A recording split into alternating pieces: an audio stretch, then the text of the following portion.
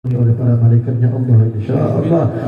Dan yang paling utama yang disebutkan oleh baginda Rasulullah, Allah Ta'ala menyebutkan nama kita satu persatu di hadapan para malaikatnya Allah.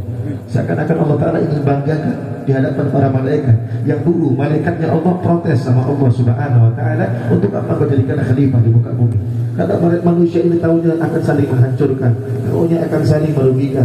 Sehingga disebutkan oleh para ulama ketika berkumpul umat daripada Sayyidina Muhammad, berkumpul daripada umat baginda Rasulullah di dalam majelis yang semisal majelis ini, maka Allah Ta'ala banggakan setiap orang yang ada, yang hadir di dalam majelis ini. Disebutkan, malaikat tengok fulan ibn fulan, dia datang, dia zikir untuk Allah, dia memuji nama baginda Nabi Muhammad, dia mengkaji ilmunya Allah Subhanahu Wa Ta'ala, sehingga dibanggakan oleh Allah Subhanahu Wa Ta'ala. Pantaslah Imam Habib Ali Ibn Muhammad Al-Absyi mengatakan bahwasanya masyi kama adal majma' fil maghrib wal masyriq wal maghrib li'anna yudhkaru fi Nabi Muhammad sallallahu alaihi wasallam. Tidak ada majlis, tidak ada perkumpulan yang lebih mulia selain perkumpulan yang di dalamnya disebutkan nama baginda Nabi Muhammad sallallahu alaihi wasallam. Bagaimana tidak? Sedangkan perhelatan yang paling besar, yang paling agung di syurganya Allah Subhanahu Wa Ta'ala, ada satu acara peristiwa yang Allah Ta'ala jadikan di dalam surga nanti,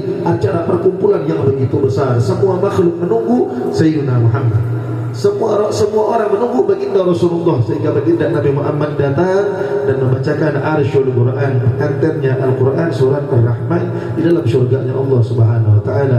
Mudah-mudahan hadirnya kita di dunia, kita menyebut nama baginda Nabi Muhammad, tiket untuk kita mendengar suara baginda Nabi Muhammad di syurga nanti, ya hadirin.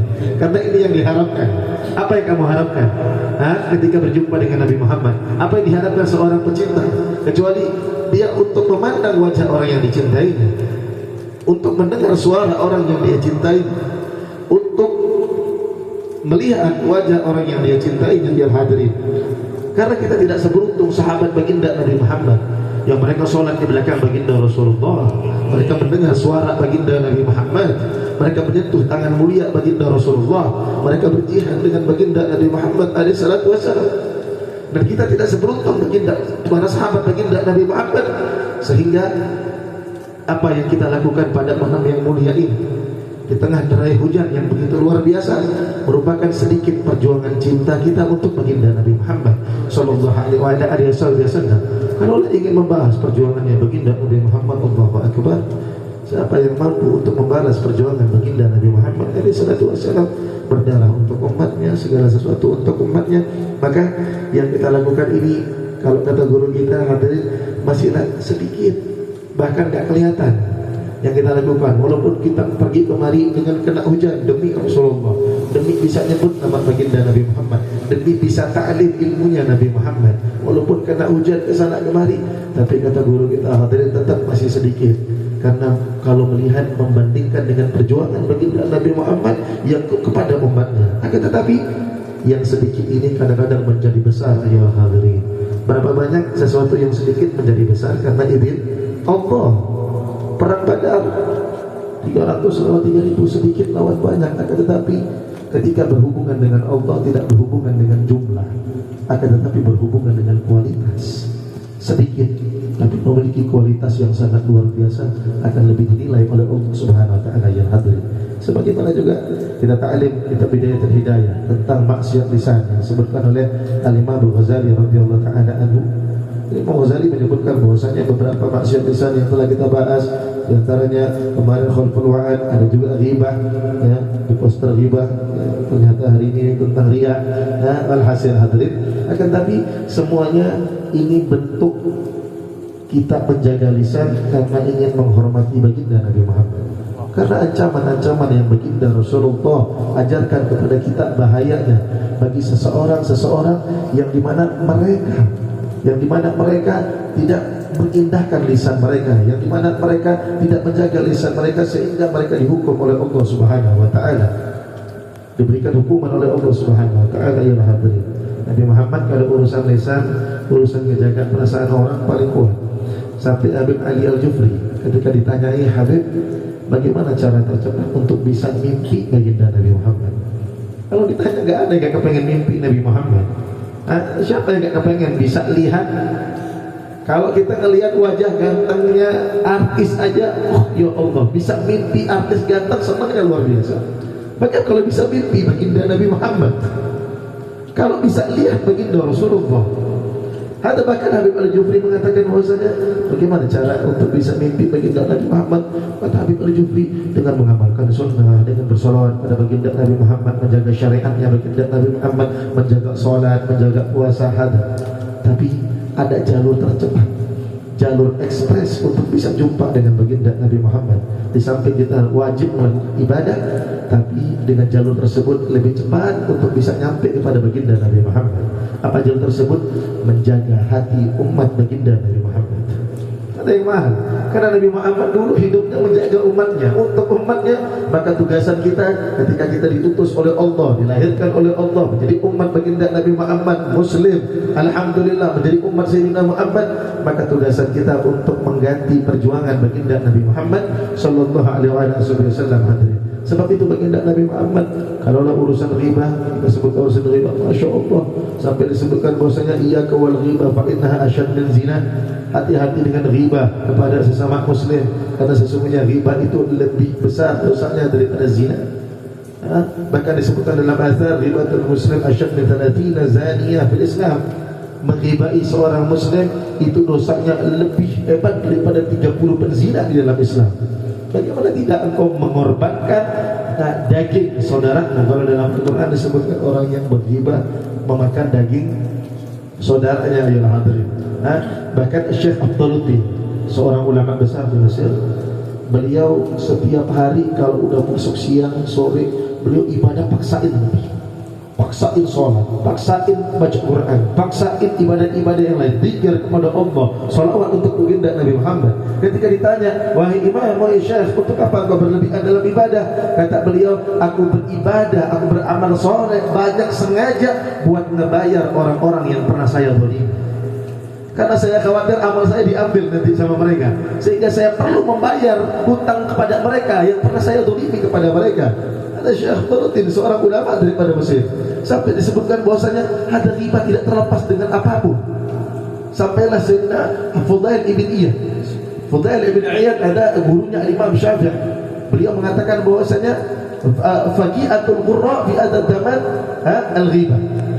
Faqihatul qurra fi adad zaman al-ghibah. Buahnya orang-orang punya ilmu di zaman sekarang adalah riba. Saking dahsyatnya riba, sampai orang yang punya ilmu pun sekarang sudah tidak terlepas dengan riba. Kata Syekh Abdul Ibn Iyad, itu di zamannya beliau.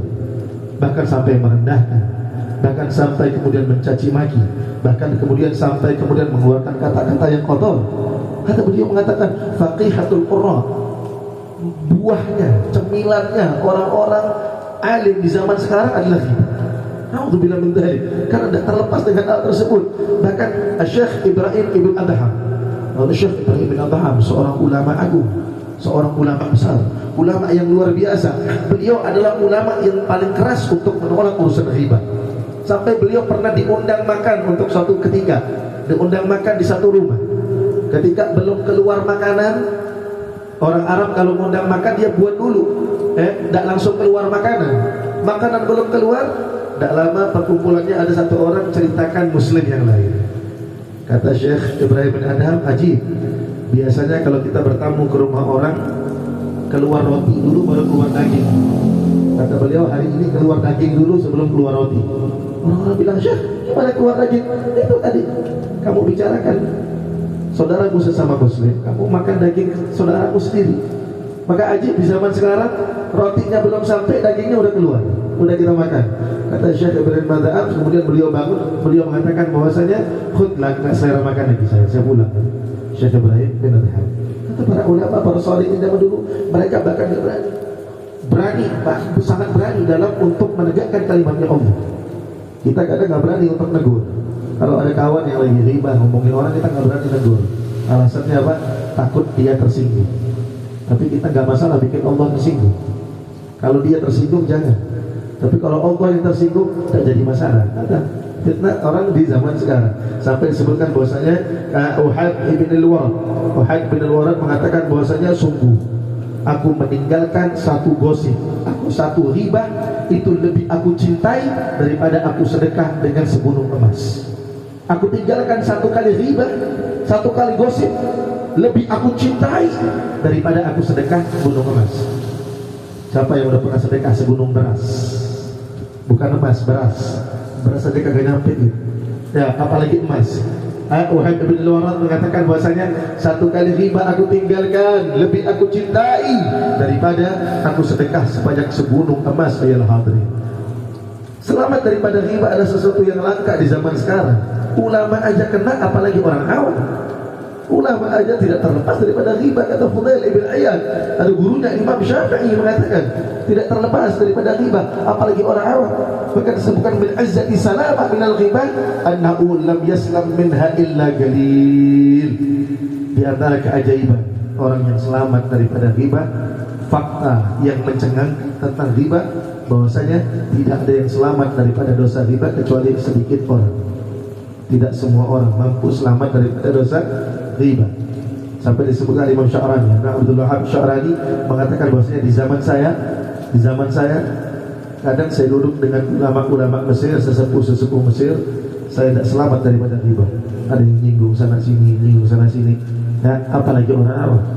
Apalagi orang awam.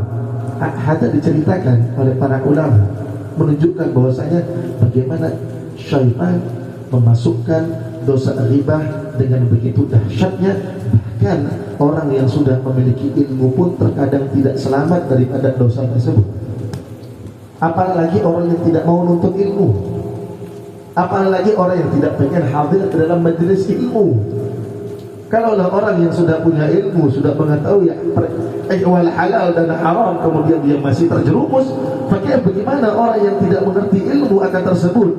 Dia kadang berghibah tanpa dia sadari, berghibah dengan doa, berghibah dengan kemudian memuji dirinya sendiri, dibarengi dengan riya. Ayol hadirin, disebutkan bahwa Syaqiq Al-Balkhi, ada Syaqiq Al-Balkhi pernah suatu ketika ketiduran, telat tahajud, kemudian dimarahi sama istri. Ada ya khair istri, ya, sebaik-baik istri, ya. Telat tahajud dimarahi, ya. Kita jangan ke tahajud subuh telat, ya.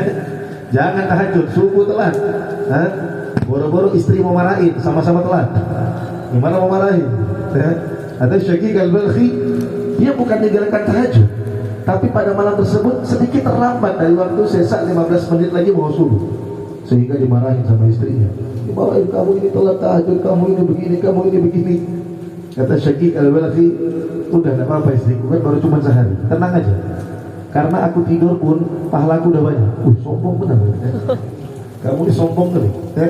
Kenapa bisa begitu? Nah, karena aku tidur pun, berapa banyak orang-orang di kampung kita ini yang mereka hobi fitnah aku, ngomongin aku. Mereka sholat untuk aku, mereka puasanya untukku, mereka ibadahnya untukku ketika mereka membicarakan diriku. Maka aku tidur pun, aku sudah punya pahala, kata Syaqiq Al-Balkhi. Tidak perlu yang lain. Kita tidur pun punya pahala. Kenapa? Mereka ibadah sepanjang malam, akan tapi siangnya membicarakan diriku, Allah Ta'ala kirimkan pahalanya untuk diri. Abu Umamah Al-Bahili disebutkan bahwasanya beliau mengatakan nanti di hari kiamat ada orang yang dikasih catatan oleh Allah, catatan buku oleh Allah, dikasih catatan buku oleh Allah. Kemudian dia ngecek bukunya, dia bilang, ya Allah, ada punya tahajud ya Allah, setiap malam, mana kok ada yang tulis? Barangkali salah buku ya Allah, mungkin salah buku ini. Kata Allah, enggak benar buku kamu, cuman pahala tahajudnya udah ditransfer ke bulan ibn bulan yang kamu ngomongin di dunia, udah gak ada di akhirat, dihapus oleh Allah. Sama juga sebaliknya, ada orang yang ketika dikasih buku oleh Allah Subhanahu Wa Taala, buku oleh Allah Subhanahu Wa Taala, ketika dia lihat, ya Rabb, ini kayaknya salah buku, saya nggak pernah tahajud, kok ada tahajud? Saya nggak pernah puasa Senin Kemis, kok ada puasa Senin Kemis? Saya nggak pernah puasa Daud, kok ada puasa Daud? Kata Allah, nah, memang itu bukan amalan kamu, amalannya fulan ibn fulan, tapi dikirim untuk engkau karena di dunia dia bicarain engkau. La haula wala quwwata illa billah. Hilang pahala, hilang amalan, semuanya ada. Maka sebenarnya secara teknis orang sebenarnya kalau digibahi harusnya girang, senang. Harusnya senang. Karena kita ditransfer pahala. Ibarat kata tiba-tiba kamu ke ATM, pas ngecek ATM nambah saldo 100 juta, senang atau sedih? Senang. Kan nggak mungkin juga marah-marah, cari siapa yang kirim? Kurang ajar kirim rekening saya, nggak ada begitu hal tadi. Pastinya kita kalau bisa diam-diam lagi. Jangan ribut-ribut udah. Insya Allah halal. Nggak bakal dicek. Insya Allah halal. Ataupun kalau tahu pun kita bilang, Masya Allah, makasih banyak ya, gua bisa sering. Begitu. Kita kan kalau ditransfer tiba-tiba sama orang kan senang luar biasa. Ada sebenarnya teknis riba. Orang yang diribain sebenarnya lagi transfer pahala ke kita. Maka kamu marah-marah. Untuk apa kemudian ngamuk-ngamuk? Sedangkan dia baik. Al-Imam Hasan Al-Basri, beliau pernah datang satu orang bilang, Imam, Fulan ibn Fulan itu bicarain engkau hari ini, bilang untuk kau begini. Serius, betul Imam? Betul Imam. Cepat-cepat Imam Hasan Al-Basri ke pasar beli buah, beli roti, ya. Datang ke rumahnya dikasih hadiah. Jazakumullah khair, terima kasih banyak. Orang yang ngadu niatnya kan kepengen supaya berantem. Yang namanya orang tukang ngadu domba. Terus ditanya Imam, kenapa kau malah dikasih hadiah? Dia bicarakan engkau, dia burukkan engkau. Kata Imam Hasan Al-Basri, bagaimana tidak? Aku cuma bisa kasih buah untuk dia kasih pahala untuk aku. Harusnya kurang ini kata Imam Hasan Al-Basri. Aku gak punya uang, cuma bisa kasih kue untuk dia, sedangkan dia kasih pahala, kasih surga untuk aku. Kata Imam Hasan Al-Basri. Tapi kalau umpama ilmu di tangan ulama yang benar, akhlak di tangan ulama yang saleh, sehingga mereka dicaci maki, mereka merasa bahwasanya apa yang disebutkan dalam cacian tersebut kalau ada pada mereka, maka mereka introspeksi diri. Kalau tidak ada, maka mereka meminta ampun kepada Allah akan orang yang mengomongi mereka. Imam Ali Zainal Abidin As-Sajjad, Ibn Husain, Ibn Ali, Ibn Abi Thalib, cicitnya Rasulullah. Ketika di majlis datang satu orang mencaci maki, cucu Nabi tidak guna, kurang ajar, agada. Beliau dengan simpel jawabnya, jazakumullah khair, terima kasih banyak. Yang engkau sebutkan tentang aibku nggak sampai 1/10. Masih banyak lagi yang belum dibuka oleh Allah. Simpel. Ada orang alim, enak, ya. Alhamdulillah yang dibuka sama Allah nggak sampai 1/10. Yang lainnya masih banyak belum dibuka sama Allah. Kata Imam Ali Zainal Abidin saja. Sampai kemudian penjamurin mengatakan, Imam, mana kau dihina? Kalau in wajadtu shadiqan, kalau aku dapati apa yang dia bicarakan adalah perkara yang betul, aku jadikan sebagai untuk bahan untuk aku merubah diri. Tapi kalau aku dapati perkara tersebut tidak betul, maka dia fitnah aku minta ampunkan dosa dia kepada Allah Subhanahu wa taala. Akhlak orang yang punya silah, yang punya ikatan kepada baginda Nabi Muhammad SAW. Sebab ada majlis kamu sholawat kepada baginda Nabi Muhammad bukan hanya untuk kamu bermimpi Rasulullah, tetapi supaya kamu punya ikatan dengan baginda Nabi Muhammad. Al-Habib Umar bin Abid mengatakan bahwasanya berapa banyak orang yang khawatir kalau terputus koneksinya dengan internet, terputus koneksinya dengan Facebook, dengan Twitter, Instagram, tapi dia tidak takut terputus hatinya kepada Allah dan Rasulullah. Padahal orang kalau sudah terputus hatinya kepada Allah, kepada Rasulullah, lebih parah daripada terputus dengan segala sesuatu. Yang hadirin, ntar Dajjal keluar dengan fitnah akhir zaman. Jangan pikir nanti, tapi mungkin nggak Dajjal ke Indonesia, mungkin nggak ke Aceh, ya, atau mungkin dia punya super power terbang sampai ke Aceh. Tak mesti kalau melihat perkembangan zaman sekarang. Kalau Dajjal keluar, cukup Dajjal bikin Instagram, bikin TikTok, bikin Facebook, Twitter, bayangkan berapa banyak follower Dajjal. Sedangkan umat muslimin pun dibikin tren yang aneh, mereka bisa ikut. Apalagi kalau umpama tren ada kabar. Kalau kemarin heboh dengan siapa? Ibu Ida Dayak yang bisa mengobati tangan patah, sehingga orang ngantri, orang berebut datang untuk kemudian menyaksikan. Ada yang berobat, ada yang hanya menyaksikan, ada yang hanya futul atau kepo, ada yang hanya untuk ingin cari tahu.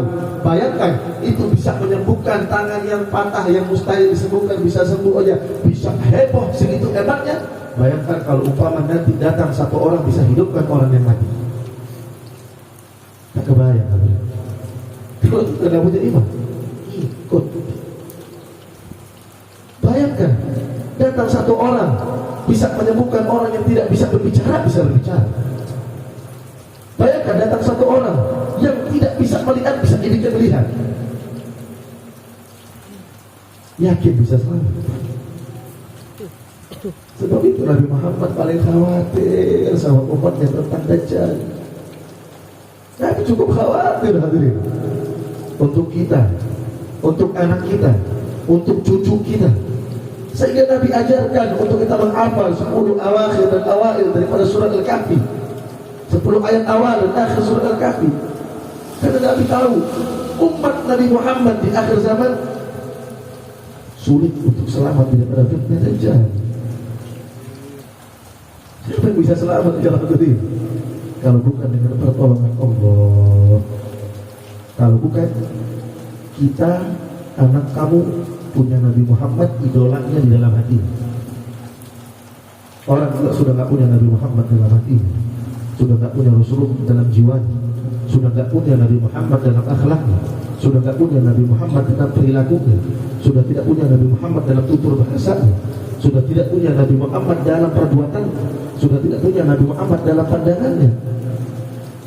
Jangankan tunggu Dajjal, serpihan Dajjal dia bisa ngikut nih. Terus tunggu yang masih Dajjal, ada kalimat yang masih Dajjal, bukan Dajjal yang sembarangan.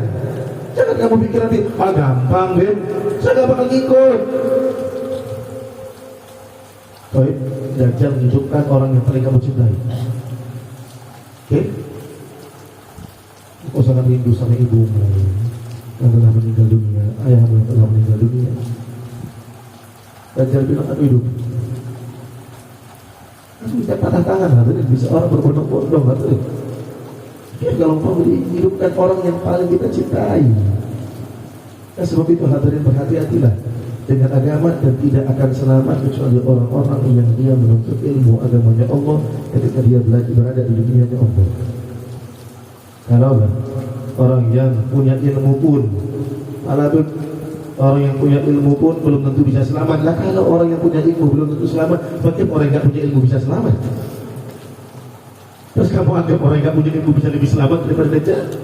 Karena orang yang punya ilmu pun dia belum tentu bisa selamat daripada Dajjal. Bayangkan orang yang tidak punya ilmu, tidak kenal Allah, tidak kenal Rasulullah, tidak tahu sholat, tidak tahu puasa, tidak tahu zakat, tidak tahu sedekah, bisa selamat daripada Dajjal? Hebat. La haula wa la quwwata illa billah. Sebab itu ya hadirin, dijaga. Ada maksiat lisan, kita jaga. Kita bahas minggu depan tentang riya. Dan saya cuma mengulang kembali tentang riba. Karena mungkin kasihan ada beberapa teman kita yang tak hadir karena hujan. Maka kita doakan mudah-mudahan yang punya niat hadir tapi tidak bisa hadir karena hujan, insyaallah mudah-mudahan pahalanya nyampe juga pada mereka, insyaallah. Mudah-mudahan mereka juga diberikan berkah oleh Allah Subhanahu wa taala pada sejaga riba. Jangan sampai membicarakan orang lain kecuali di dalam perkara. Saya tutup dengan 6 hal.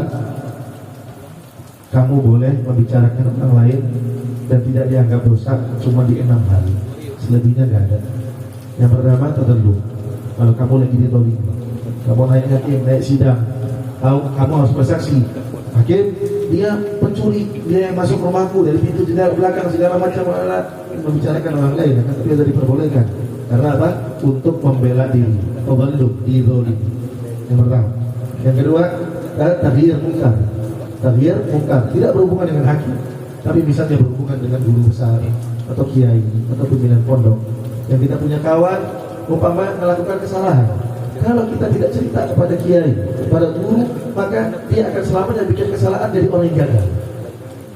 Jadi diperbolehkan cerita sama kiai, ada saya punya teman kasihan, tapi dengan niat bukan pengen dia dikeluarin, ya, tapi dengan niat supaya dia bisa berubah. Ya Allah kiai, coba saya punya teman, kalau saya nasihatin pasti gak bakal dengar. Coba antum yang nasihatin, ada diperbolehkan. Taghyir munkar, untuk mengubah orang lain menjadi orang yang lebih baik.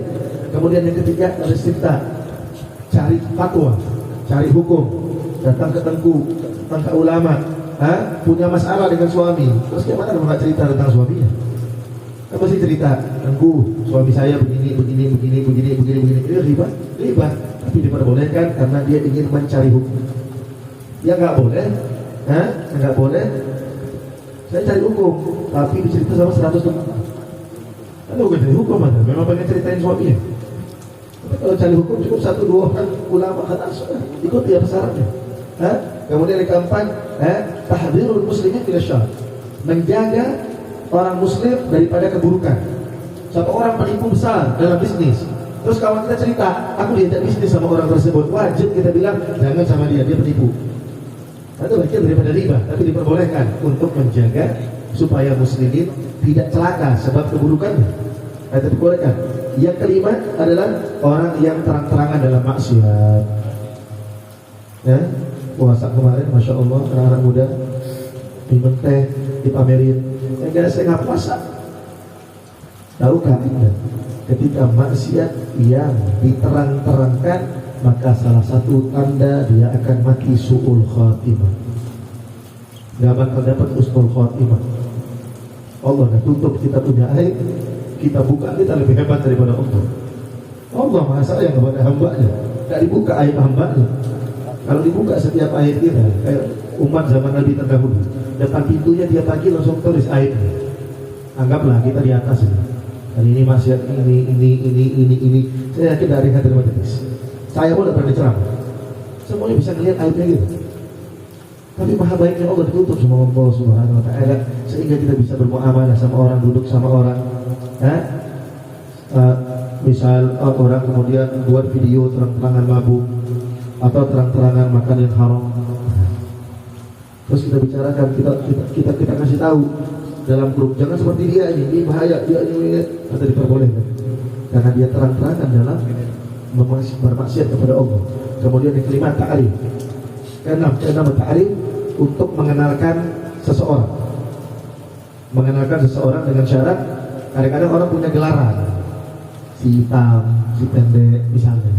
Tapi dengan syarat dia gak marah, karena memang udah kebiasaan orang manggil dia begitu.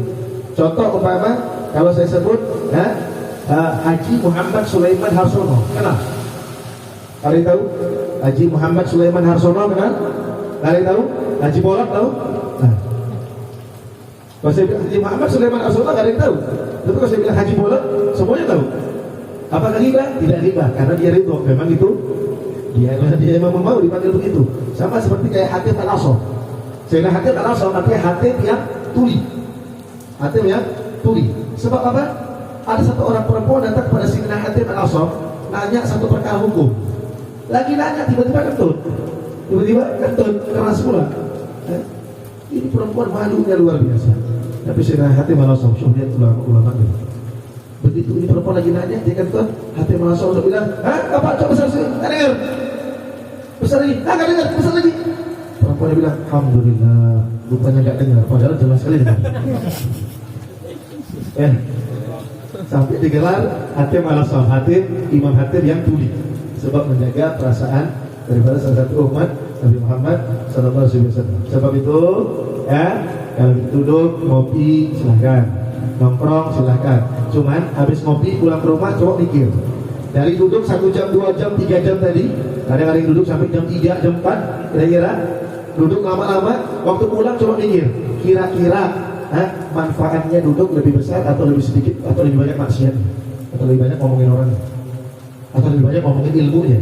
Saya kata, dilihat ya, supaya kita bisa selamat dunia dan akhirat. Wallahu a'lam bishawab.